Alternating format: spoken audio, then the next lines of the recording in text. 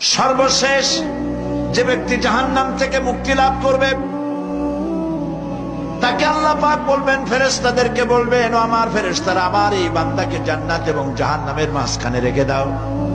জান্নাত এবং জাহান্নামের মাঝখানে লোকটি যখন থাকার জায়গা পাবে, সে জান্নাতের দিকে তাকায়া দেখবে আর কাঁদতে থাকবে। আল্লাহ পাক জিজ্ঞেস করবেন, বান্দারে, যুগের পর যুগ ধরে জাহান্নামে কেঁদেছ, আমি রব্বুল আলামিন জাহান্নাম মাফ করে দিয়া জান্নাত জাহান্নামের মাঝখানে রেখে দিয়েছি, আযাব থেকে তো বেঁচে গেছো, এখন কাঁদো কেন? লোকটি বলবে, রব্বুল আলামিন কাঁদি এই কারণে, জাহান্নাম থেকে মাফ করেছো, তোমার শুকরিয়া আদায় করি। জান্নাত তো আমার কপালে নাই, কিসমতে নাই, কিন্তু জান্নাত আমি এখান থেকে দেখতে পাচ্ছি, জান্নাতের সুঘ্রাণ আমার নাকে আসতেছে, কপালে নাই যাওয়ার। আমি কাঁদি এই জন্য, তুমি যদি মেহেরবানি করে আমাকে জান্নাতের দরজার কাছে একটু দাঁড় করায় দিতা, প্রাণ ভরে তোমার জান্নাতের দৃশ্যটা একটু দেখতাম। আল্লাহ পাক তার আরজি পূরণ করবেন, বলবেন যাও, ফেরেশতাদের বলবেন এর জান্নাতের দরজার কাছে দাঁড় করায় দাও। জান্নাতের দরজার কাছে দাঁড়িয়ে লোকটি আবার কান্না শুরু করবে। আল্লাহ পাক প্রশ্ন করবেন, এবার কান্দো কেন?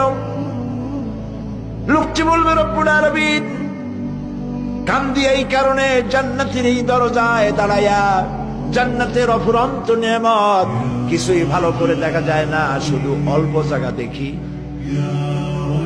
যদি তুমি আমারে দয়া করে জান্নাতের মাঝখানে দাঁড় করায় দিতা, চতুর্দিকে তাকায়া তাকায়া দেখা কলিজারে ঠান্ডা বানাইতাম।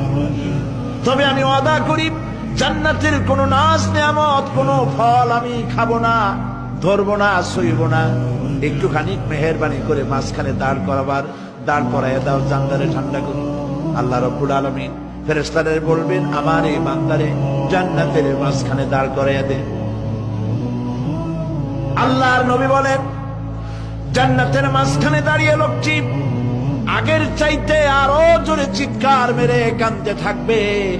আল্লাহ পাক বলবেন, বান্দারে কি হলো তোর? দরজার কাছে আসতে চাইছিলে, আইনা দিলাম। আবার এবার মাঝখানে আসতে চাইছো, তাও এনে দিয়েছি, আবার কান্দো কেন? লোকটি বলবে, রব্বুল আলামিন এবার কান্দি এই জন্যে, তুমি যখন দয়া করে একটিবার জান্নাতের মাঝখানে এনে আমাকে দাঁড় করায় দিয়েছো, তুমি রহমান রহিম গফুরুর রহিম, এই জান্নাত থেকে আবার আর বাইর করে দিও না। আল্লাহ রাব্বুল আলামিন বলবেন, ও আমার বান্দারে, আমার এই জান্নাত তোর খুব পছন্দ হয়েছে নাকি?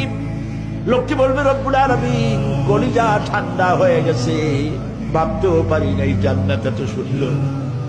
আল্লাহ পাক বলবেন, বান্দারে এরকম একটি নয়, দুইটা নয়, তোর জন্য আমি 10টা জান্নাত এইরকম রিজার্ভ করে রাখছি। সুবহানাল্লাহ।